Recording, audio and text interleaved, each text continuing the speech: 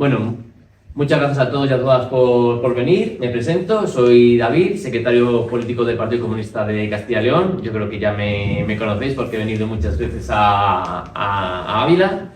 Y bueno, tenemos aquí a Vanessa Lillo, militante del Partido de Izquierda Unida en la Comunidad de Madrid, y bueno, también ha estado en la Asamblea de Madrid desde 2019 a 2023. Y hoy tenemos este acto de presentación del libro de Vanessa Lillo, que lo queríamos un poco enmarcar dentro de los actos que se están haciendo a nivel del partido en toda Castilla y León por el noviembre antifascista, ¿no? Justamente hace 50 años que se murió el dictador Francisco Franco. Y bueno, queríamos darle más empuje a todo el tema de antifascismo. Y también cuando decimos antifascismo también decimos de la extrema derecha, porque al final es verdad que no es exactamente lo mismo, pero está muy ligado. Y entonces, bueno, pues nos parecía que este libro que une esta parte más de extrema derecha, pero también con la parte de comunicación, que es un poco la batalla cultural que muchas veces igual hemos dejado de dar o no damos con todas las fuerzas que tendríamos que darla, pues nos parecía que estaba muy interesante. Vamos a hacer la presentación del libro y luego abriremos un espacio de preguntas para que podáis un poquito preguntar a la autora o reflexionar sobre el tema del fascismo. También decir que un poquito esto lo vamos a ir dando continuidad con otro tipo de actividades, puesto que bueno, es una de las líneas más importantes que nos hemos marcado en el partido, entonces tendremos esto, pero bueno, haremos otro tipo de actividad también relacionadas con esto. Y también muy ligada con el tema de comunicación, un documental que tenemos sobre también cómo influencers y tal de extrema derecha gestionan un poquito todo el tema de redes sociales, que bueno, ya veremos un poco diciendo.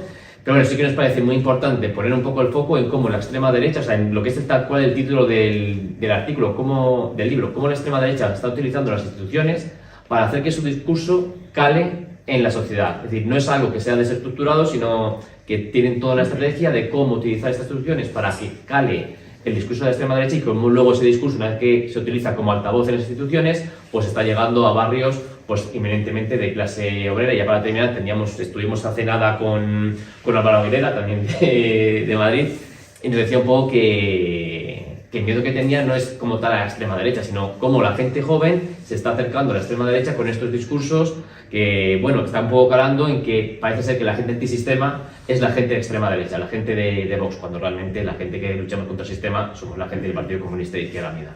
Sin más, pues damos paso a Vanessa Lillo. Muchas gracias. Gracias, buenos días a todas y a todos. En primer lugar, encantada y agradecida de la invitación, tanto a las camaradas y compañeras de Izquierda Unida y del PC de Castilla y León, y encantada de estar en concreto este fin de semana en Ávila.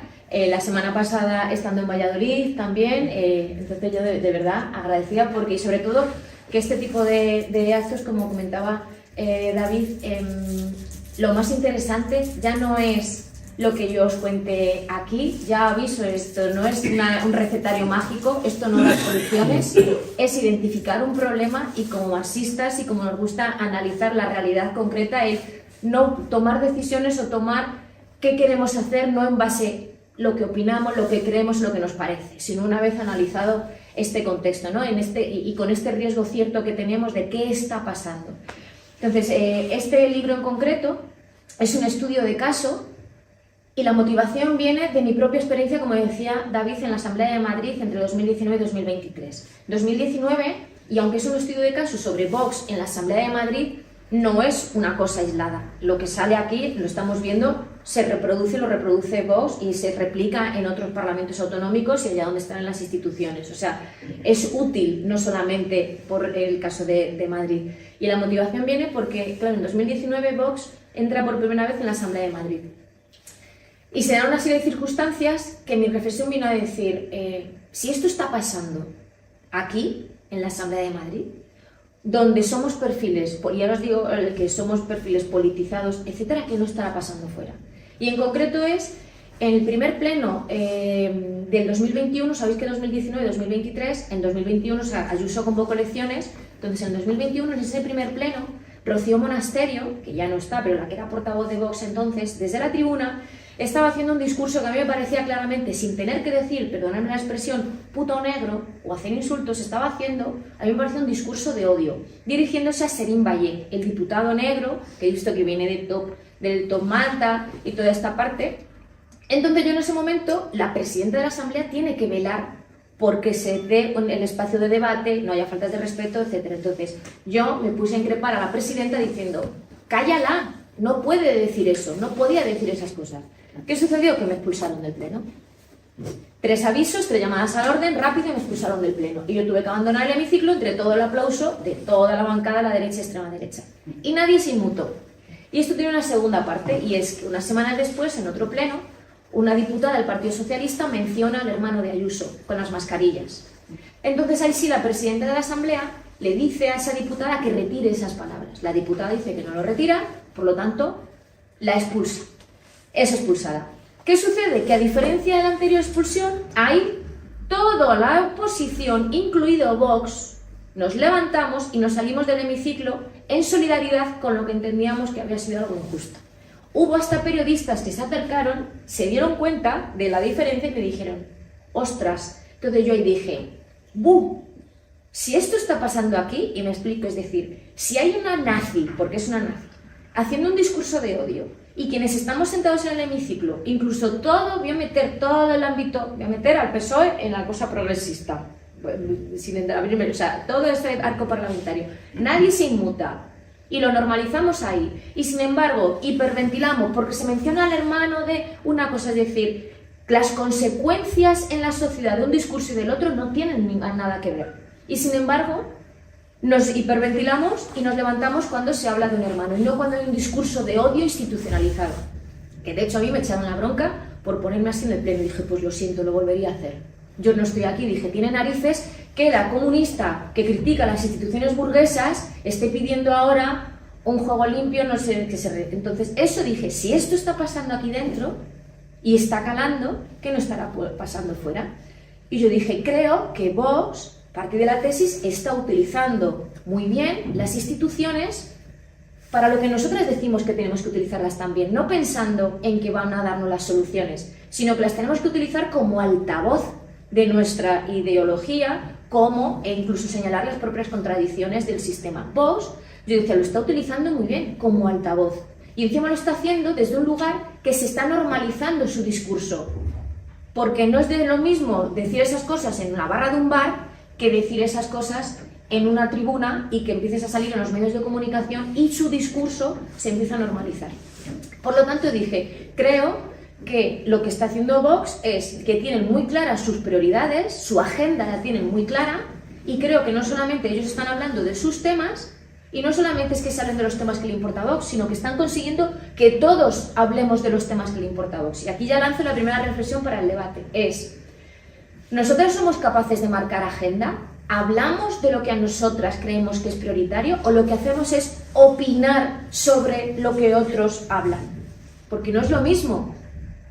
Y yo creo que como dicen tantas barbaridades, al final llevamos mucho tiempo, evidentemente diciendo, no, es que hay que salir diciendo, hay que rebatir lo que están diciendo, ya, pero el tiempo que ocupamos en rebatir lo que otros dicen, también no lo estamos utilizando en otros temas que a lo mejor para nosotras también son prioritarios. Y luego, por otro lado, yo dije, no solamente es, creo que está todo el mundo hablando de sus temas, sino también cómo hablan de esos temas. Entonces, ese estudio de caso, dije, vale, aquí lo que vais a ver, ha habido alguna presentación, algún compañero que me ha dicho, recomiendo empezar el libro por la segunda parte, porque esto está basado en el análisis social del discurso. Entonces la primera parte es toda la parte del marco teórico que viene a explicar en qué me baso yo para hacer estas conclusiones, y la segunda parte son los ejemplos concretos, ¿no? Pero yo dije, vale, pues voy a recopilar todas las iniciativas de Vox durante los 4 años, las cientos de iniciativas, a ver de qué temas hablan. Porque a veces también nos podemos llegar a la idea y pensar, pues es Vox, seguro que hablan del tema de Cataluña y del nacionalismo, y dices, no, en el caso de Madrid no es de los temas más repetidos, vamos a empíricamente de qué hablan. Y efectivamente hay un tema que se repite, además hay variaciones entre la primera legislatura y la segunda. Hay un tema que se repite en las 2 legislaturas, que quizá a lo mejor, yo hay también reflexión, a lo mejor no le estamos prestando la suficiente atención, y es el tema de la educación, que luego volveré.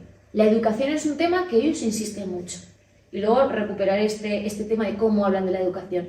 Hay otro tema que se repite también, que es el de los menores extranjeros no acompañados. Ese no es sorpresa, ese sabemos de decir, y es su caballo de batalla, y siguen lo que ellos llaman los menas, ¿no? Y el estigma y cómo lo criminalizan, etcétera, etcétera. Y luego hay el otro tema que no surge, que podríais decir, uy, no ha dicho nada de la igualdad de género, o lo que llaman ellos la ideología de género. Pues ese tema, entre 2019 y 2021, no es uno de los temas en los que ellos empezaron a hablar. Empiezan a hablar a partir de 2021, lo cual también nos tiene que hacer reflexionar qué estaba sucediendo en nuestro país en 2021. Estaba habiendo ciertos avances legislativos, lo cual nos lleva a otra reflexión. ¿Nos preparamos cuando hacemos avances legislativos? ¿Tenemos prevista cómo va a reaccionar, valga la redundancia, la reacción, y nos preparamos para que no se nos venga todo encima? Ahí lo lanzo, porque quizá este sea el ejemplo de, ostras, se hicieron ciertos avances sin entrar y podemos tener en ciertos temas que somos conscientes que puede generar contradicciones, puede generar, pues, pero en términos generales, si se hace un avance y no nos preparamos para hacer un dique de contención, para resistir, puede pasar, y yo creo que en este ejemplo, es decir, todos los avances en igualdad de género que se hicieron, ha hecho que Vox haya hecho su caballo de batalla. ¿Y en qué punto nos encontramos ahora? Entonces, una vez planteado de, vale, estos son los temas de los que hablan, luego me di cuenta que dije, ¿cómo hablan de esos temas? Porque, como decís, el problema, o el riesgo, no el problema, cierto, no es... O habrá gente que diga, pero si eso siempre han existido. Sí, siempre han existido. Pero el problema es que, la cosa es que hayamos conseguido que esos discursos fuesen algo anecdótico o se hayan quedado en el ámbito privado. Porque si había ciertas cosas que si alguien lo decía en un ámbito social, sabía que iba a tener el rechazo de la sociedad. Y ahora lo que hemos visto es que no, que ahora lo dicen abiertamente, pues eso, desde tribunas, desde parlamentos, y en ocasiones... Ahora el discurso señalado pueda ser el que tengamos nosotros y nosotras. Y dices, es verdad, se ha normalizado, y lo peor es que no son discursos que no solamente replican, no es que haya ahora la gente joven sí que se vincula, los chicos jóvenes se vinculan y dicen, sí, yo votaría a Vox. No, el riesgo cierto es el de aquellas personas que no se identifican con Vox, que no les gusta Vox, que incluso se pueden considerar personas progresistas, pero que, sin embargo, si tú tienes una conversación en ciertos aspectos, ¡fum!, sale el ideario de Vox. Y ese es el riesgo. Y que de hecho no es nuevo. Hay un libro, yo mucho de la obra me sirvió, fue como me acompañó, un libro que recomiendo siempre que se llama La lengua del Tercer Reich, de Viktor Klemperer. Es un filólogo que cuenta en primera persona, un judío, y él habla justo, iba viendo la evolución y decía, no, es que aquí se iba viendo la evolución de cómo gente que odiaba a Hitler y que no se identificaba con Hitler empezó a replicar los postulados y a practicar lo que quería. Y ese es el riesgo. Y es lo que estamos viendo.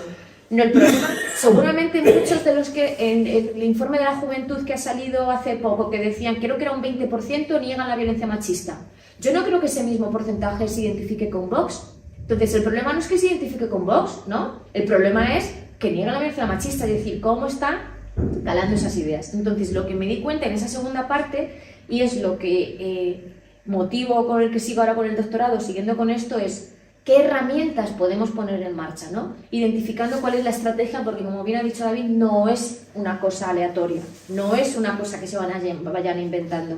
Está muy bien, hay una arquitectura ideológica muy fuerte. Y lo que me di cuenta es que había estrategias que se repetían, ya fuese para hablar de la educación, ya fuese para hablar de lo que decíamos de los menores extranjeros no acompañados, seguían una estrategia. Y me di cuenta y planteo ahí 4 ejes principales en torno a la arquitectura ideológica en la cual va montando su discurso. El primero es lo que yo he denominado el conflicto ideología política. Ellos han conseguido que parezca que la ideología es mala. Y la ideología la practicamos la izquierda solamente. Ellos no. Ellos es lo que tiene que ser. Ese es lo que tiene que ser. ¿No? Decir, y que en ocasiones, yo he escuchado declaraciones también que caemos en eso, cuando se plantea una propuesta política, decir, no, esto no es de ideología, esto... ¿Cómo que no? Sí, hay que reivindicar la ideología, todo es ideología. Vamos a comprar el pan y decidimos si no compro aquí porque me he enterado que ha tratado mal a los trabajadores, eso es ideología. Entonces, ellos han trabajado mucho el conflicto y ese matiz negativo acerca de la ideología. Por lo tanto, ellos se presentan como fuera de la ideología. Pero, sin embargo, y les sale bien, a pesar de que, lo digo aquí, que Rocío Monasterio, ellos son muy conscientes que estamos en la batalla ideológica, reconocido ellos por los discursos, es decir, hacia afuera venden lo malo de la ideología y dicen que la ideología la practicamos, Pero ellos son conscientes y la practican porque hay en algún discurso, que yo lo digo aquí, que Rocío Monasterio dice, estamos en la batalla ideológica, y ellos están en la batalla ideológica, y tiran por ahí. Entonces, ese conflicto ideología política ya ubica a la gente, es decir, cuando hablamos de propuestas políticas, lo vinculan cuando dicen, no, la educación pública es adoctrina, este tipo de cosas. El segundo es los valores, lo que digo, los valores amenazados. Ellos están construyendo, lo que decía, ellos están planteando la construcción de un mundo en el que evidentemente sobramos la mitad, pero además lo plantean como de que es que no hay otro mundo posible. Y ese es el problema, que haya gente que diga, es verdad, es que es la única posible. Dice, no, vamos a confrontar las construcciones de los mundos. Y en ese mundo que construyen, ellos hablan de unos valores que están siendo amenazados. ¿Qué valores para ellos están siendo amenazados? El primero, la libertad. Su concepto de libertad, que aquí siempre digo, la mejor portavoz del concepto de libertad de Vox es Ayuso, y en Madrid.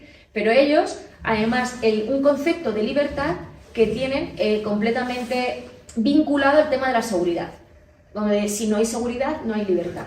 Y esto lo digo porque, claro, ¿quién pone en peligro, lo retomaré luego, el peligro que pone la seguridad para tener la libertad? Son los menas para ellos. Luego va a ir todo encajando. El segundo valor que se pone en riesgo, pues yo estoy utilizando el miedo, que también lo utilizó Hitler, la emoción del miedo. Utilizar mucho el miedo, el discurso del miedo. El segundo valor que está amenazado es la familia. Y ya veremos de decir, claro, su modelo de familia. Porque lo que no encaja con su modelo no es la familia. Y la familia, igual que la libertad la vinculan a la seguridad, la familia la vinculan a la educación.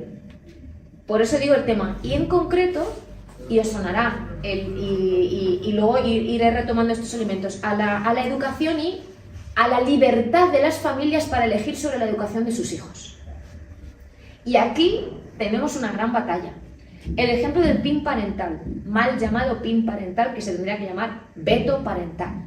Porque yo lo hablaba, me decía, digo, ¿cómo hacemos ahora? Porque yo creo que hay esa batalla sí que no la han ganado. Porque, claro, un padre, una madre, lo que más quiere son sus hijos, quiere lo mejor para ellos. Entonces considera que el poder decidir sobre la educación de sus hijos le parece algo positivo. ¿Vas a ir tú a explicarle? No, mira, te voy a explicar por qué tú no debes elegir sobre lo que tiene que estudiar tu hijo y que tiene que recibir cierta formación en esto, porque te va a contestar, es verdad, queréis adoctrinar. ¿Por qué no voy a poder yo elegir con lo que...? ¿Entendéis cómo él monta la arquitectura? Y lo llevo al ejemplo, aunque está pasando también más, es igual que un médico. Es verdad que desde la pandemia ahora también se está cuestionando más la opinión de los médicos y ahora con esto del autodiagnóstico y las redes sociales, ahora vamos nosotros al médico a decirle qué es lo que nos pasa, pero eso no pasaba antes, de decir, confiábamos en el médico. Pues también, ¿por qué no confiamos en los docentes que son profesionales para educar y entendemos que el padre? Entonces, ahí ellos vinculan mucho el valor de la familia con la educación y el modelo que ellos quieren de educación. Que evidentemente eso de poder decidir sobre la educación de los hijos solamente se puede hacer a través de la privada, por eso lo que fomentan, ¿no? Van construyendo esa sociedad. Y la parte de los otros, del tercer, bueno, no son los dos valores asociados a estos elementos. Una vez yo planteo un mundo en el que estoy poniendo en alerta a través del miedo qué valores y qué cosas están siendo amenazadas, yo tengo que decir quiénes son los culpables. Yo tengo que señalar para que la gente se ponga contra ellos, evidentemente. ¿Quiénes son los enemigos, por ejemplo? ¿Quiénes son los que utilizan la ideología desde ese punto de vista negativo? La izquierda, lo que decíamos. Por lo tanto, la izquierda, así, tan abstracto y entrando ahí todo, son los enemigos los que no permiten la política de Estado, de razón de ser, que nos haga avanzar. ¿Qué pone en peligro a la familia? Todas las cuestiones, o sea, la igualdad de género, todas las cuestiones LGTBI. Todo eso es lo que pone en riesgo, y todos los avances sociales, lo que pone en riesgo. ¿Y qué pone en riesgo la libertad? Los menores extranjeros no acompañados. Entonces, una vez yo ya te he puesto en alerta de madre mía, ojo lo que estamos perdiendo, si esto sigue así, yo ya te señalo y te predispongo para que digas, es verdad.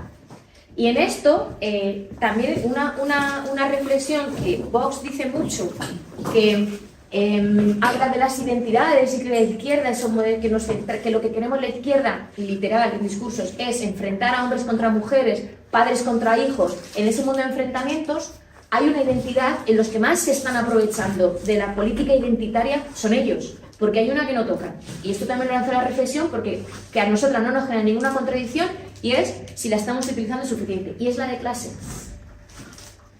Es la de clase. Pues yo digo, jolín, pues yo estaría de acuerdo si me dices que la izquierda lo que quiere enfrentar es al capital contra opresores. Sí. ¿Quiere enfrentar a opresores contra oprimidos? Sí. Pero eso no lo dicen. ¿Por qué? Porque ellos, su ideología, su ideario económico, ellos forman parte de la clase opresora. Ellos no cuestionan el sistema. Por lo tanto, como no cuestionan el sistema, que nosotras sabemos que es el que genera todas estas discrepancias, estas desigualdades, ellos, para seguir protegiendo el sistema que genera esa desigualdad, lo que tienen que hacer es señalar muy fuerte a los culpables que se inventan, para que incluso gente de la clase trabajadora diga, es verdad, el trabajo que yo no quiero porque me pagan muy mal y es el negro, no es que no lo quiera, es que me lo está quitando el negro que viene. Es verdad, yo no puedo pagar ni la hipoteca, pero es que me están ocupando la casa que no tengo.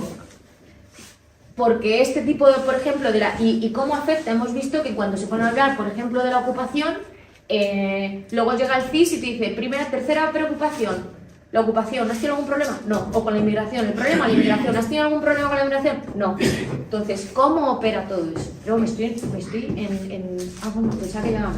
Pero es que todo esto no tiene casualidades. Una vez dicho esto, evidentemente el cuarto paso es presentarse como los salvadores. Hombre, no te voy a poner, te lo tengo que presentar todo muy negro y cuando ya estés asustado y sepas quiénes son culpables, yo te digo que yo estoy aquí para salvarlo. Y eso es cuando se presenta, cuando dicen, incluso señalan a la derechita cobarde. Meten incluso en el saco, ¿no? De toda esa parte. Entonces ellos vienen a presentarse, además utilizan mucho el lenguaje bélico y la parte esta de la confrontación, en la parte de la batalla, y ellos vienen a presentarse como los salvadores. Todo esto que os he dicho de esta arquitectura, además, utilizan recursos que replican. Y esto lo lanzo porque, y ya lo adelanto, igual que este estudio yo pregunto, ¿les está funcionando? Si estamos aquí es porque nos está preocupando que les está funcionando. Y esto es para poner encima de la mesa las herramientas y, sin complejos, yo soy de la opinión, nosotros lo hacemos por una causa justa y queremos sacarnos las dificultades. Si hay herramientas de comunicación política que funcionan, reflexionemos. Y si no las estamos utilizando bien, utilicémoslas, porque estamos viendo que otros... Entonces, esto es, pues, ¿qué recursos? Tienen varios. Uno, por ejemplo, hay un profesor, un catedrático, Manuel Lizcano, que utiliza mucho el tema de la metáfora, las metáforas que utilizan, es muy importante dentro del análisis social del discurso. Y él habla también de la retórica descarada. Ellos son de la retórica descarada. Y esto se asocia a esa retórica descarada que en ocasiones presentarse como los antisistema, como ser, y que llama la atención. Una retórica descarada que ya lo que hacen es ocupar el titular y saber que van a tener cierto espacio en los medios de comunicación, que eso sería otro debate para utilizarlo. Tienen otra cuestión que es los esquemas, esquemas binarios muy simples y nos marcan el terreno de juego. Y aquí voy a poner un ejemplo, si os suena. Esquemas binarios me refiero, para ellos es todo A o B, amigo-enemigo, conmigo contra mí, no hay opciones. ¿Y qué hacen? Por ejemplo, con el tema de las residencias, los abuelos pusieron unos carteles en el metro de Madrid, no sé si os sonará, que era: se gastan tanto dinero en los menas y no en tu abuela. Y pues así es todo. Comparte y dices, ¿y esa falacia? Esa manera de reducir y de comparar, no, mire usted, hay otras cosas. Entonces, esos esquemas binarios de cómo articulan de lo bueno y lo malo, a veces entramos a argumentar sin parar y decir, y no demos por válido el terreno, el campo de juego en el cual ellos nos van a hacer operar. Porque si tenemos que operar y participar y debatir en un campo de juego que ya tiene trampas, que no nos vamos a poder salir de ahí, lo vamos a tener complicado. Entonces esto es simplemente la solución, no lo sé, pero al menos reflexionar y que le demos a pensar de quizá lo que quieren decir con esto podemos decirlo desde otro lugar y no meternos aquí en eso de ¿por qué tengo que estar contigo contra mí? Y que sea esa pugna, porque entonces es lo que yo creo que donde ellos ganan esa batalla. Y luego también tienen utilizar el arte de las denominaciones. Y en esto son verdaderos artistas. Y pongo otro ejemplo. El arte de las denominaciones en simplificar de manera muy sencilla toda una arquitectura ideológica muy fuerte. Y pongo el ejemplo. He puesto antes el tema del PIN parental. El tema cuando dicen ellos ideología de género. O estas cuestiones. Solamente con 2 palabras en ciertos términos ya te predispone. Entonces, si ya cuando escuchamos según qué términos ya nos predispone de manera positiva o negativa, es que ya ha operado todo lo que hay detrás. Y me voy a ir a otro ejemplo. Hay una palabra, en un momento dado a mí me llamó la atención que en un discurso dicen neoderechos, la palabra neoderechos, y yo dije, uy, y me puse a buscarla en internet. Y vi que la primera vez que me salía a mí que se había utilizado en el 2013 y tal, en México, un país de la América Latina, de grupos vinculados a la familia y a la extrema derecha. Hay muchos elementos que saltan de allá para acá en estos términos. Y me salía también pseudodiscriminaciones. Y lo que vienen a utilizarlo, ya había algún artículo escrito al respecto, y dices, aquí es verdad que no lo están utilizando mucho, pero ellos lo que utilizan neoderechos es para referirse a todos esos nuevos derechos, avances en derechos sociales, que ellos consideran que no son derechos, que son privilegios de unos pocos para obligar a una mayoría.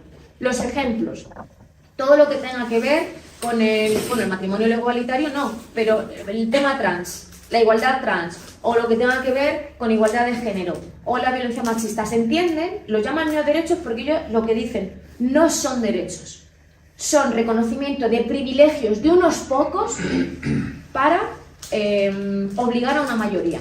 Porque no son, hay discriminaciones porque ellos llaman pseudodiscriminaciones, porque para ellos, por ejemplo, la discriminación por cuestión de sexo no existe. Para ellos solo existe la discriminación por una cuestión ideológica y es la que sufren ellos. Pobrecitos. Entendiendo que es verdad que a día de hoy no operan, pero si empezamos a escuchar neoderechos, es mucho más sencillo etiquetar con neoderechos todo lo que hay detrás. Los neoderechos son todos aquellos avances sociales que son una pantomima porque realmente no quieren responder a un déficit de derechos o un avance en igualdad, sino que quieren ser impuestos por una minoría para la mayoría. Pues yo me lo ahorro y digo neoderechos, pseudodiscriminaciones. Ese es un ejemplo del arte de las denominaciones, de cómo simplifican todo lo que hay detrás. Y frente a eso, yo creo que en esto, y termino de decirlo para lanzar a la reflexión, es uno de los debes que nosotras yo creo que más nos cuesta.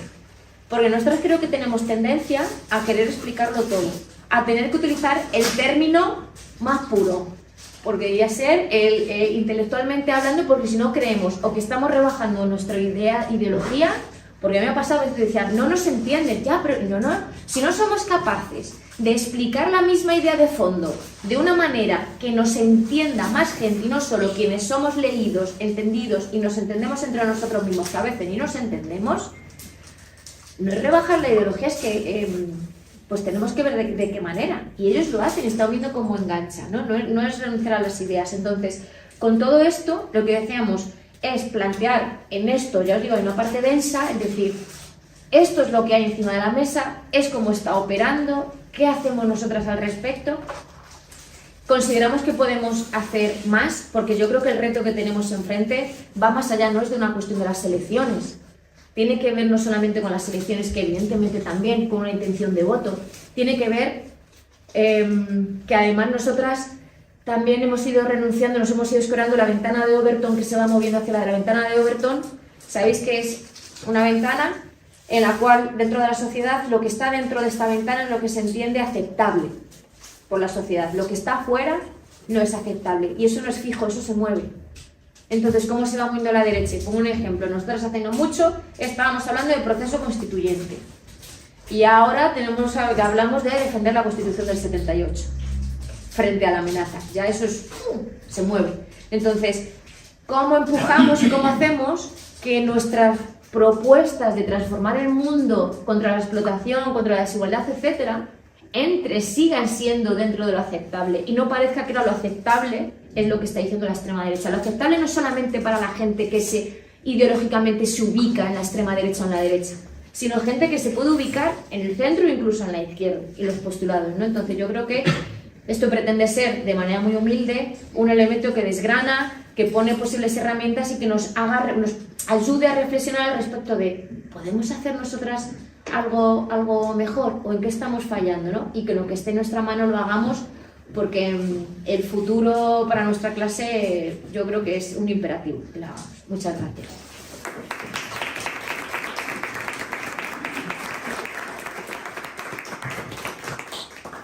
Pues vamos a coger ahora vamos haciendo yo creo que 3 preguntas y vamos reflexionando, respondiendo un poco como podamos. Entonces, si queréis intervenir, levantáis la mano, yo damos paso. Una por aquí, me la doy también a mí mismo. Pues ya si hagamos estas animales más, preguntamos. Pues empezamos por aquí. Sí, lo que está comentando pues me parece todo muy ilustrativo, muy pertinente e imprescindible conocer. Yo creo que hay otros 2 aspectos que habría que incluir, ¿no? Uno es su especial animadversión al conocimiento riguroso, a la ciencia. Y este rechazo de lo científico pues, se manifiesta de forma peligrosísima en el rechazo del cambio climático. Y ellos hablan del dogmatismo ecológico como un pecado de izquierda, cuando no es una cosa menor, un pecadillo, es algo estructural. Especialmente está bien de cada día, ¿no? Y luego la otra cuestión que creo que es importante que también se incluya en ese análisis, no solamente las cuestiones, sino las actitudes. Y es que ellos, por ejemplo, odian la diferencia, odian a las minorías, odian a los matices. Es decir, el hecho de que algo sea propuesto por un grupo menor, en cantidades, pues es despreciable. Realmente, para la gente progresista de izquierdas, pues los matices, lo que opinan las minorías, es absolutamente imprescindible su aceptación o su respetarlo. Y otra cosa, porque nosotros venimos siendo históricamente un grupo minoritario, somos los débiles, somos los que no tenemos voz, los que nos la quitan, me refiero a las clases populares, ¿no? Y en ese sentido, pues ellos también quieren una norma, una forma de vestir, de creer, de divertirse, de lo que sea. Es decir, no admiten matices y, claro, todos los que vienen de afuera, todos los que no son idénticos a nosotros, son peligrosísimos. Es decir, que se nos acerque por aquí un musulmán, un negro.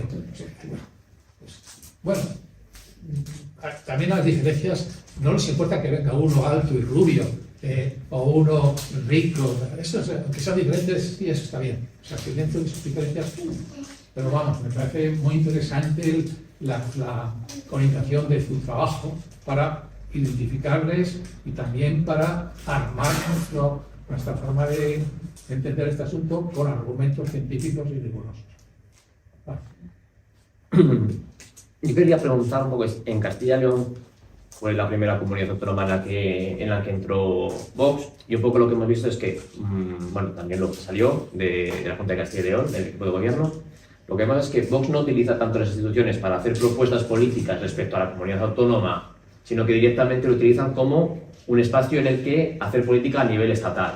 De hecho, es muy sencillo escuchar el mismo discurso de Vox en Aragón, en Castilla y León, en Madrid, en el resto de sitios donde está. Es decir, no lo utilizan tanto para resolver problemas autonómicos o provinciales o locales donde estén, sino para hacer directamente una batalla ideológica.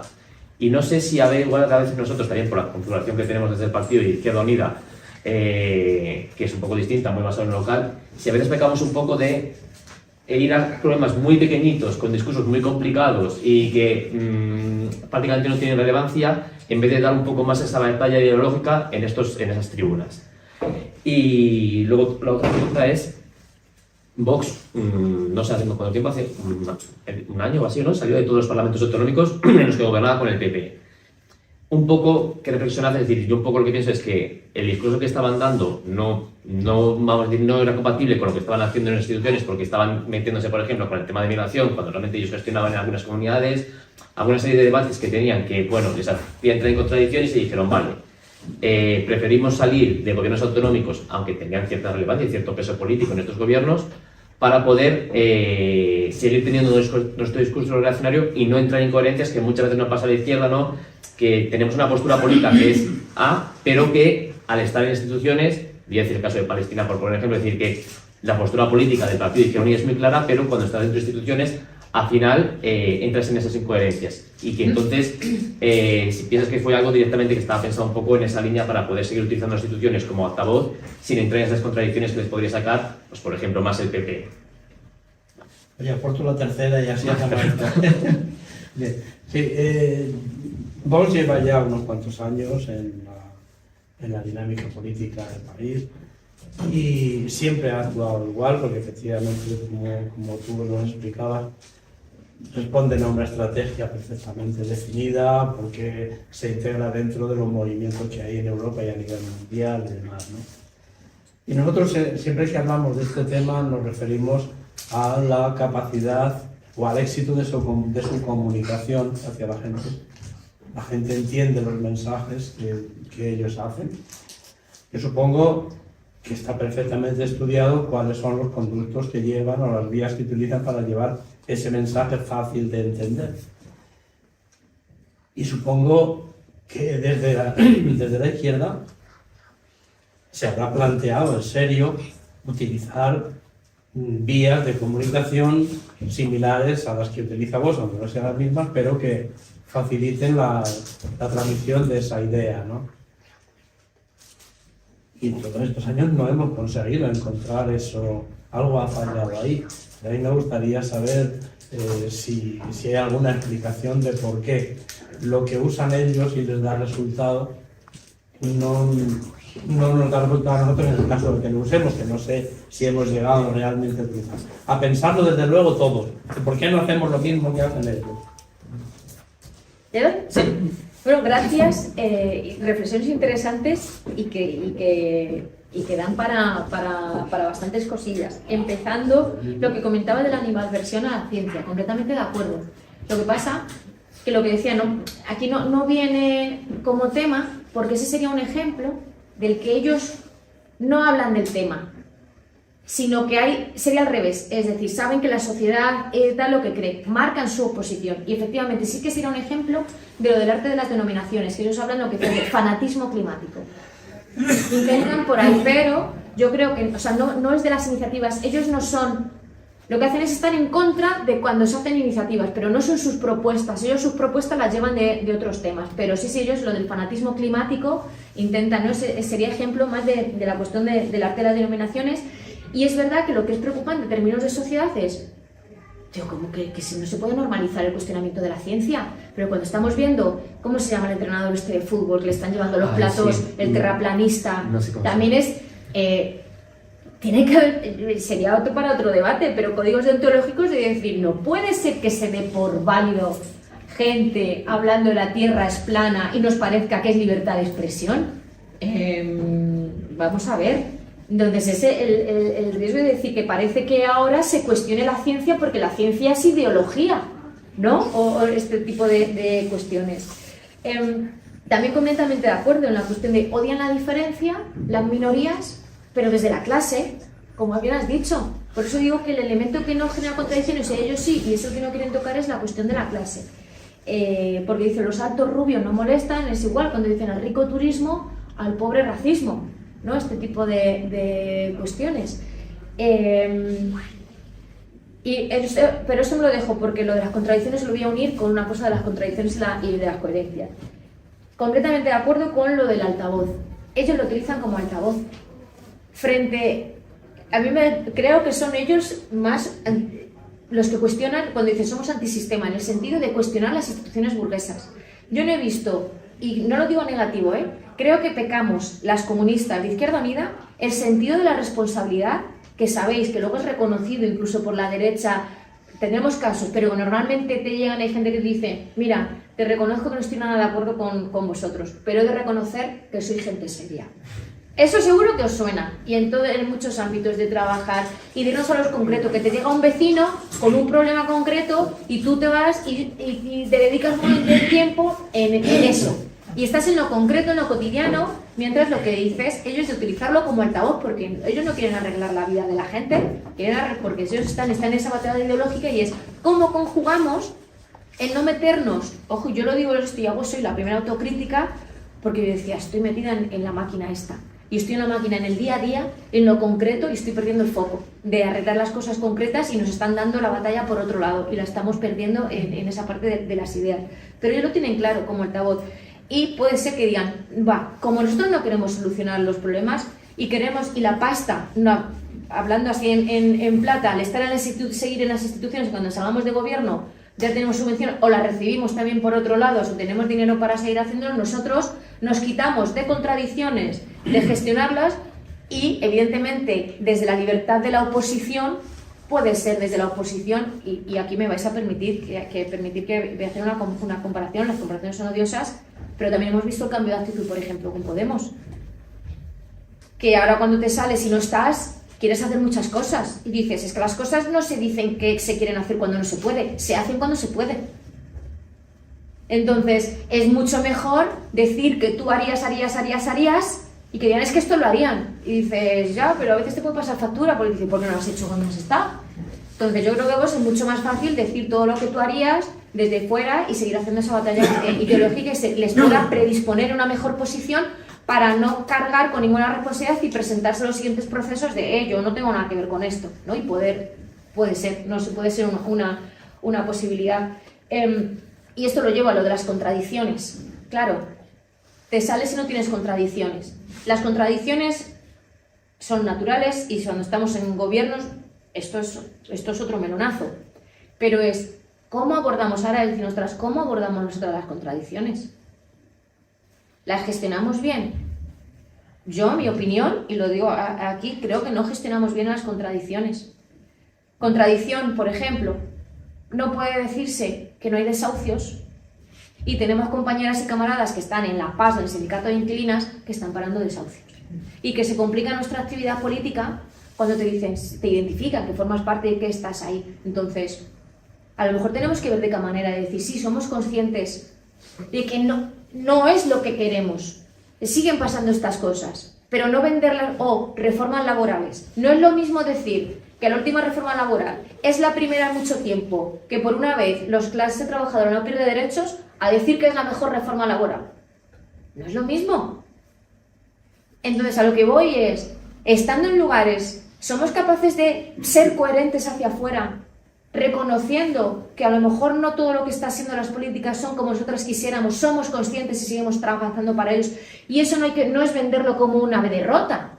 Mejor plantear, oye, es una victoria parcial, pequeñito, no es suficiente, seguimos empujando, a intentar autoconvencernos de que es maravilloso, que no nos lo creemos ni nosotros en ocasiones, y nos genera otras discrepancias. ¿Por qué? Porque quien está libre de polvo y paja te va a señalar. Entonces, evitemos que sean otros los que nos señalen las contradicciones y las reconozcamos nosotros diciendo, señores, señoras, estamos aquí, estamos haciendo esto. ¿Es suficiente? No. ¿Es necesario? Sí. Avancemos.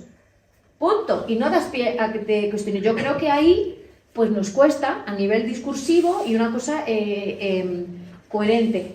Y también lo llevo a la siguiente. Hay temas que nos generan contradicciones o oposiciones, o nos da miedo el debate, y me voy. También podría ser, tenemos una política, o que a lo mejor lo evitamos porque no tenemos una política clara, porque también hablamos de la comunicación. Para saber cómo decir las cosas, lo primero es saber qué tenemos que decir, qué queremos decir. Si no sabemos qué queremos decir, no podemos debatir en cómo lo decimos. Entonces, a lo mejor hay veces que es que no tenemos claro el qué decir, y me voy. Negar conflictos no ayuda, y me voy. Si hay una percepción en la sociedad, está calando un discurso que está diciendo que la cuestión de la migración, ojo, no digo problema, yo soy de las que también el lenguaje construye realidades, y hablar de problema porque ello es un problema, no, una situación puede generar un conflicto. Decir que no existe el conflicto y que cualquier que diga que estén viniendo en patera es un racista, creo que enfocamos mal. Porque hay gente que puede decir que percibe que hay una situación en su barrio, que hay un centro, y el problema no es los menores, el problema es que la administración no está contestando, y que donde tiene que haber 100 hay 500. Y eso puede generar problemas de convivencia.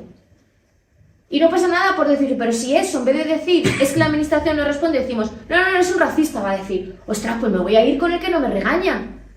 Porque es que esta gente de la izquierda me regaña todo el rato y me dice que soy un racista o soy un machista, no sé qué, simplemente por decirlo. Eso también es como cuestionamos las contradicciones, ¿no? De decir, cómo señalamos y cómo armamos el discurso para confrontar, no para decir simplemente, no, racista, machista, next. No, porque vamos a ir perdiendo, siguiente, vamos a ir perdiendo gente por el camino. ¿Cuál es la tecla? No lo sé, pero yo identifico que hay margen para hilar fino. Creo que necesitamos hilar fino. Y luego, con el tema de la comunicación, estamos hablando todo el rato de Vox, no he comentado, pero ya no es Vox. Pensemos, por ejemplo, Alvise, porque decimos instituciones. Alvise no estaba en las instituciones, en un canal de Telegram y para las europeas, y fijaos. Entonces, esto es lo que nos lleva, y también hay estudios que ya plantean el papel que tienen incluso los grupos de WhatsApp de las AMPAs. Los memes, cómo circulan los memes, imágenes que parecen chistes blancos, que no llevan un logo de Vox, pero que tú rascas y lo que hay es reacción de ideas reaccionarias de otros temas. Y cómo se utilizan grupos de confianza o de la guardia está baja, como puede ser un grupo de papás y mamás de los niños del cole de los compis de mis hijos. Pues yo no voy a pensar ahí que la gente. Entonces, hay estudios que dicen cómo por ahí, o Telegram, ¿cómo? Pero esto significa que hay otras plataformas. Y lo llevo, también decís streamers y referentes de la comunicación. Una compañera del máster, su trabajo fin de máster lo hizo sobre streamers. No se hizo, analizó varios y dijo, qué casualidad que todos terminan para el mismo lado. Entonces eso nos lleva a, somos nosotros, tenemos referentes. Es verdad que yo de un tiempo a esta parte estoy empezando a ver contenido, algún contenido en TikTok y de tal, que sin vincularse, sin posicionarse, aunque nosotros algunos conocen las caras y sabéis qué son cuentas random, personas random, pero que hablan, por ejemplo, del origen de las vacaciones o que hablan de cosas. Entonces, es decir, que puedan confrontar ese discurso.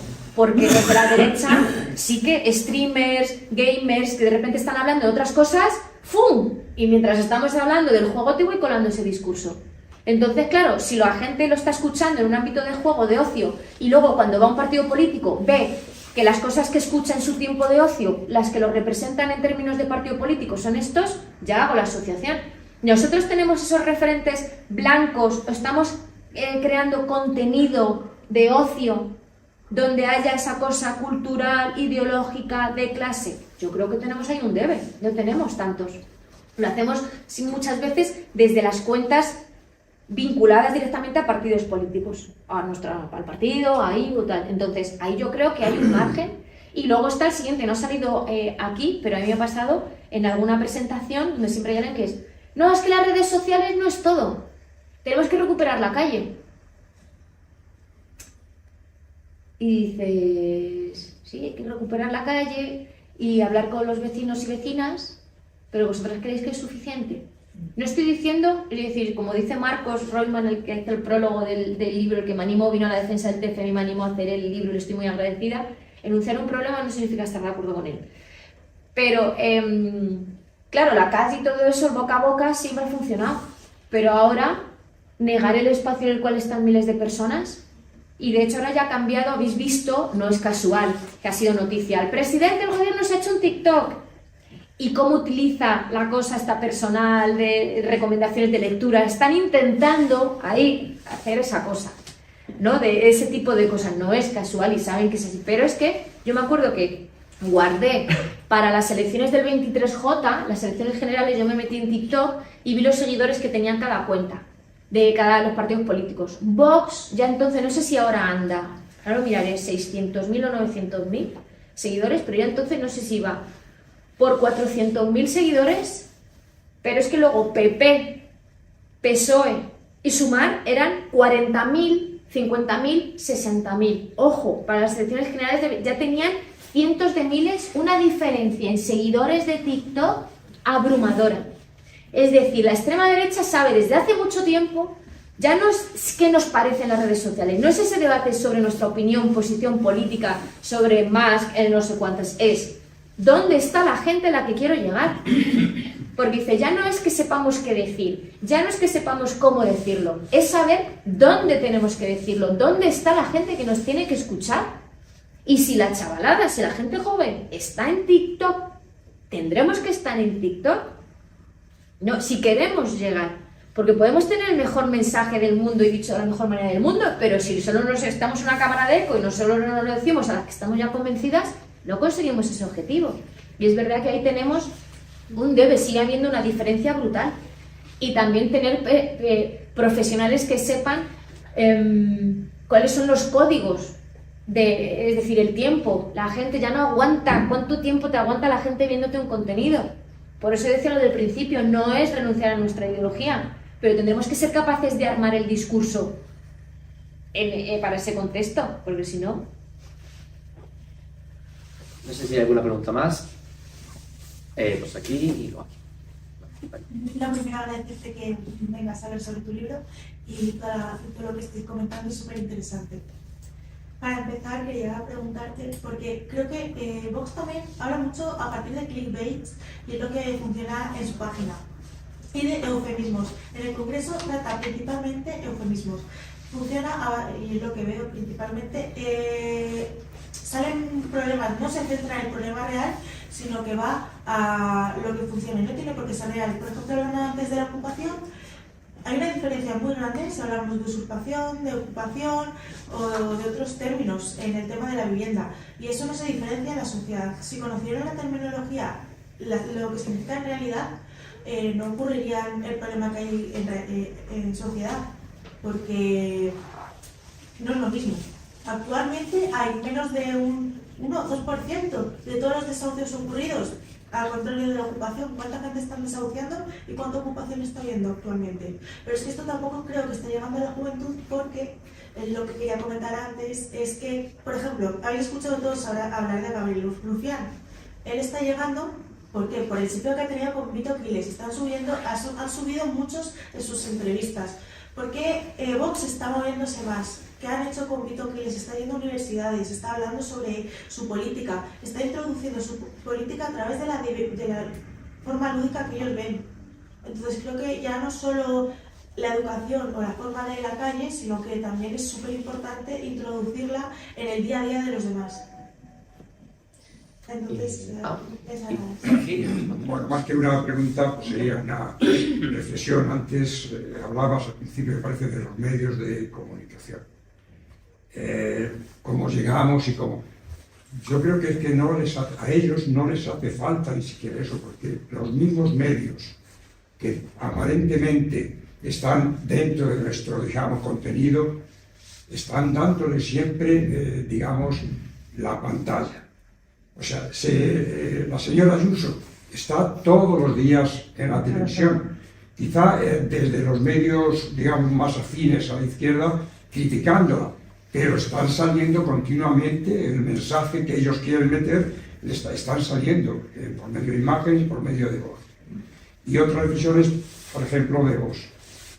Vox está alimentándose simplemente siendo un espectador político, porque nosotros no sabemos, o por lo menos no lo manifiestan, cuál es su proyecto político. No le hace falta. Simplemente está de espectador del enfrentamiento entre las dos posiciones, digamos, y está viviendo de esas rentas. Y no sé cómo entonces eso se podría canalizar, ¿no? para evitarlo. Sí. Bueno, muchas gracias. Por el principio, completamente de acuerdo. También sé lo que comentáis, lo del clickbait, y además mienten. Aquí hay ejemplos que han venido a decir estos son los que te quieren quitar a tus hijos. O sea, no os imagináis un discurso con el tema de son los que te quieren quitar a tus hijos, obligan a los niños a ponerse falda en el colegio. Aquí hay ejemplos de ese tipo de cosas que dices, y da igual y cala. Y a lo que voy es, ellos tiran de la emoción. Y hay una cosa que se llama el enmarcado, el framing. Habéis escuchado hablar del libro de No pienses en un elefante, de Lakoff. Al final también todos funcionamos, el enmarcado mental nos ayuda, hacemos grandes grupos, ¿no? O progresista o conservador. El hecho cuando dicen las mujeres de izquierdas son feas, guarras, tal, son vagos, no se me explicó. Eso es el enmarcado mental. Y ellos utilizan mucho esa parte tirando de la emoción para ya predisponerte de una manera. Esto lo que llevo es, claro, nosotros somos racionales y decimos si tenemos que tirar a lo que digo, tendremos que enganchar de alguna manera. Y si ahora la gente por el scroll, por tal, hay que enganchar con la emoción, tendremos que utilizar la emoción. Tendremos que utilizar la emoción para que nos den la posibilidad de qué es lo que estamos contando, ¿no? No entrar en la mentira, pero es verdad que a ellos les da igual, van y sobre todo, y lo de la parte del día a día, es decir, que tengamos, claro, con Vito Quiles le están haciendo una cosa, es decir, pues tener esos tipos de referentes que en el ambiente lúdico, cultural, no vinculado a la gente, podamos ir confrontando todo ese tipo de cuestiones. Y luego con la parte de también la comunicación, los medios de comunicación. En este verano, en uno de los cursos del doctorado, estaba Javier Ruiz, el que está por las mañanas está en la radio, está Pardo de Vera, y estaban hablando y ellos mismos decían, es que no tenemos claro, los medios de comunicación, que es del ámbito periodista, tampoco tienen claro cuál sería la estrategia, si se hace el cinturón sanitario y no se les da voz, o está la parte informativa, y son conscientes. Por otro lado también con Ayuso, por ejemplo, la publicidad institucional. El primer anunciante de Javier Ruiz decía, a que siempre habéis escuchado, nunca vas a ver un programa de televisión que se meta con el Corte Inglés, por el dinero que se deja en publicidad. Y decía, pues no, que sepáis que el Corte Inglés se llama Comunidad de Madrid. Y os asustaríais, dice, si el monopolio que tiene estuviese en otro ámbito, estaríamos escandalizados del monopolio que tiene de la cantidad de millones de publicidad institucional con la que riega los medios. Entonces, si tú estás haciendo que haya medios y la subsistencia de algunos pseudomedios subsistan gracias a la pasta que te están dando, no van a morder la mano que les da de comer. Y eso es muy, muy complicado. Y se suma además en la que yo creo que también estamos en una fase de la política espectáculo que dices, yo a mí me daba una rabia, me tiraba 12 horas en los plenos de la Asamblea. Y cuando luego veía las noticias se decía, no me lo puedo creer, ¿de verdad la noticia es que si te echo así parece que te he apuntado con una pistola, que si he sacado una piedra, que si me he vestido de basurero, que si no sé cuantitos, que si te he dicho, pues si los abortaron, que es grave, pero que al final estamos en el detalle, en las cosas de las formas, y yo decía, la gente no sabe que han aprobado una ley ómnibus que nos recorta en esto, que nuestros datos sanitarios se van a compartir con no sé qué tal.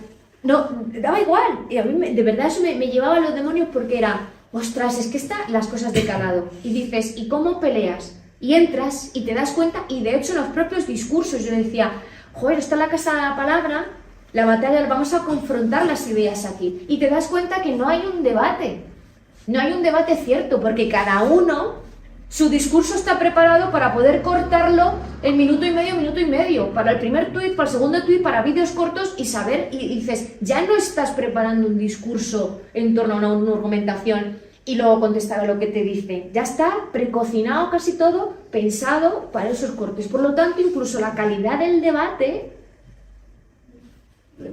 uno, y dices ya, ni el debate, y es esa, dices, ¿cómo rompes eso? Pues es muy complicado. Porque además el sistema que tenemos en España, que se llama el sistema mediterráneo polarizado, la mediatización que existe entre la política y los medios de comunicación, pues tiene esas características de mucha relación por el dinero que se da, el tema de la profesionalización de los periodistas, entonces es muy complicado.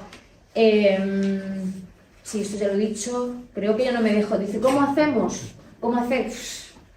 Yo ya había dicho desde el principio, no tengo la solución, esto no es un libro de soluciones, es que veamos que hay muchísimas posibilidades, pero yo creo que sí queda una variedad de elementos y que sí que tenemos capacidad o posibilidades de abordar, ya no entrar en los medios de comunicación, que se nos escapa, pero en cómo utilizamos nosotros, por ejemplo, las redes sociales, cómo generamos el contenido, cómo somos conscientes, es decir, vamos a adaptar el discurso y vamos a ser conscientes de que tenemos que tirar de la emoción para enganchar, cuando ahora todo es emociones y se nos pasa, nos podemos tirar una hora haciendo así en el móvil o un rato y decimos, pero ¿qué leches está viendo?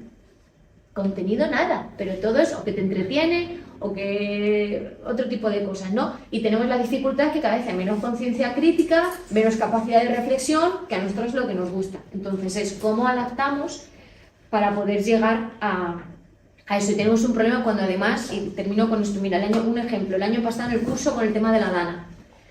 Me llegaron unos alumnos, profe, huelga de estudiantes, y dije, por la DANA. Y dije, vale, por la DANA, y me dice una, porque no han enviado a nadie, porque no hay nadie allí.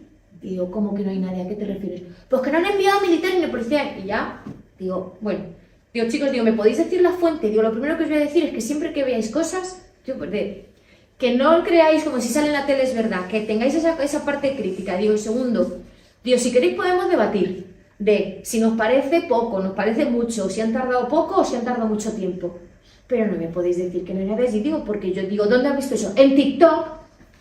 Pues ya en TikTok, cuando te dicen, lo han visto en TikTok y te niegan la realidad, como justo votación contra el bloqueo de Cuba en Naciones Unidas. Y de una alumna, y te dice que el bloqueo en Cuba es mentira, estás hablando y te dice, y claro, tú aprovechas, era cubana, no existe el bloqueo, y tú aprovechas, dices, como se en las noticias, digo, ver si yo he visto en las noticias, digo que en la ONU, Naciones Unidas ha habido una votación, pero no existe, digo, ¿me estás diciendo que hay 100 y pico países que no tienen nada que ver entre ellos en Naciones Unidas que votan contra una cosa que no existe? Me dice, sí. Entonces, claro, dices, me rindo porque, ¿qué haces? Cuando TikTok o cuando el pensamiento, hemos llegado a ese punto, pues a la tierra plana, al negacionismo del cambio climático y esas cosas. Entonces lo tenemos complicado, pero no podemos desistir y tenemos que, de cualquier manera, enganchamos y cuando enganchemos nos soltemos. Bien, pues, para terminar un poco el enlazo, tenemos aquí a la secretaria de Comunicación de Castilla y León del Partido Comunista. Un poco estas cosas, y tuvimos la semana pasada, y estuve en Valladolid en presentación del libro, tuvimos formación del partido y justamente muchas de estas cosas se salieron un poco de el ascenso de la extrema derecha y tal, y muchas cosas se iban repitiendo. Y un poco lo que decías es, el tema de desahucios, o sea, en Castilla y León se cerró la oficina del tema de ocupaciones. Esa noticia no ha salido. Pero tampoco salen de desahucios prácticamente, hay mucho más desahucios y ocupaciones, digo, se cerró la oficina y las 4 llamadas que había habido eran de gente de Madrid, que es de, bueno, es que estoy pegando a Madrid o no, Segovia a Madrid, pues llamo a la de Castilla y León a ver si me hacen caso, que en Madrid no me lo coge. Se cerró y eso no ha salido en medios. Entonces, claro, hay un imaginario que es que pon la alarma porque te pueden ocupar la casa, pero no estamos hablando de desahucios, que yo realmente donde practico más que es en Valladolid vamos a parar desahucios. Vamos a parar, sí. Y que igualmente, a ti no te pueden ocupar la casa, porque en el minuto cero, si es tu primera vivienda, no te pueden ocupar la casa. Obviamente. Entonces, si nos informamos y sabemos de lo que estamos hablando, no nos puede ocurrir. Son segundas viviendas, eso es lo primero, y tercero, te usurpan, no te ocupan. Y en ese momento a esa persona la sacan de tu casa, como ha ocurrido alguna vez. Si ocupan viviendas vacías de fondos buitre o lo que sea, es diferente. Pero hay más viviendas vacías en España que viviendas alquiladas. Entonces, esto es como complicado y lo enlazo un poco con... ¿Qué hacemos desde el partido? Pues desde el partido vamos a hacer una escuela de comunicación el 10 de enero, creo, sí. 10 de enero, pero que va a ser conjunta del Partido de Izquierda Unida.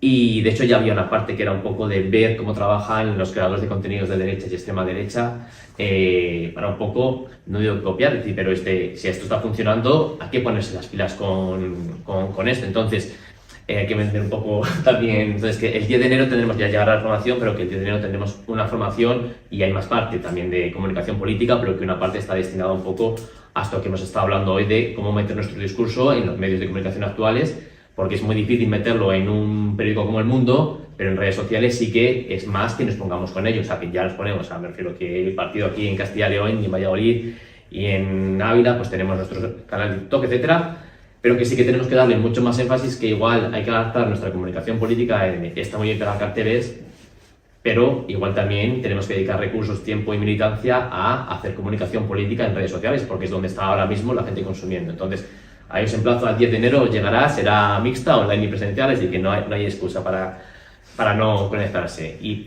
esto un poco más también cosas que han llegado, es decir, se trabaja mucho en los colectivos antifascistas, yo pertenezco al de Valladolid, que esto sí que lo vemos, pero siempre vamos un poco como en reacción, es decir, cuando hablamos de Vito Quiles, vale, ha Vito Quiles a las universidades y ha habido colectivos antifascistas que se han manifestado. La única noticia que ha salido es que a un periodista de tal le han agredido. Vale, cuando pasa al revés, eso no lo vemos nunca. Pero es de, vamos siempre en reacción. Es decir, claro, tenemos que ir. Bueno, que encima está como grabado y bueno, pasa lo que pasa ahí, pero bueno, lo que ha salido en la noticia es de, fíjate, encima le han dado una paliza brutal. Esa noticia, porque gente que estuvo en esa situación comentaron, y es que ni siquiera fue agredido por gente antifascista. Claro, que queda ahí como la noticia, es decir, igual es un vídeo, que este es un vídeo de TikTok que está ahí, que sale uno dando una patada no sé qué, vale, ya está ahí. Entonces, Y ahí fue muchísima gente apoyando a Vito Quiles, entonces ahí el confrontamiento que hubo fue diferente a lo que se vio en redes o en la tele. y queda un poco que siempre vamos como a reacciones, es decir, viene Vito Quiles a la Universidad de Madrid, no sé cuál iba, a una de Las Palmas de Gran Canaria, tal, no sé, sí iba a ir, que la mitad de ellos directamente no tenía el permiso, no lo había solicitado. Pero lo que queda es que se le está censurando, es decir, tenemos que pasar a la ofensiva, es decir, no es, está bien reaccionar, si va Vito Quiles, hay que manifestarse, hay que reaccionar, pero nosotros tenemos que pasar a la ofensiva. Es decir, porque si no siempre vamos un pasito por detrás. Y eso es como lo importante, es decir, tenemos que articular nuestras organizaciones políticas y sociales para ir a pasar a la ofensiva. Yo creo que es un poco también lo importante. Termino con eso de decir, hay que vender siempre un poco, que no está afiliado a Izquierda Unida al partido, siempre estamos abiertos a que la gente unáis al Partido Comunista de España y a Izquierda Unida. Dar las gracias a Izquierda Unida por prestarnos la serie y por hacer aquí este acto. Dar también las gracias a Vanessa Lillo, que está de gira y me han escrito también de La Rioja que te van a contactar para presentar, me han escrito después del de Valladolid. Así que daros las gracias y bueno, seguimos haciendo actividades en lo que nos queda de año y de cara un poco más al año que viene, que son elecciones autonómicas aquí en Castilla y León. Estamos preparando una que ahora cerraremos un poco con el tema de sanidad para diciembre, pero bueno, que vamos a seguir haciendo aquí actividades en Ávila. Así que muchísimas gracias. Muchas gracias.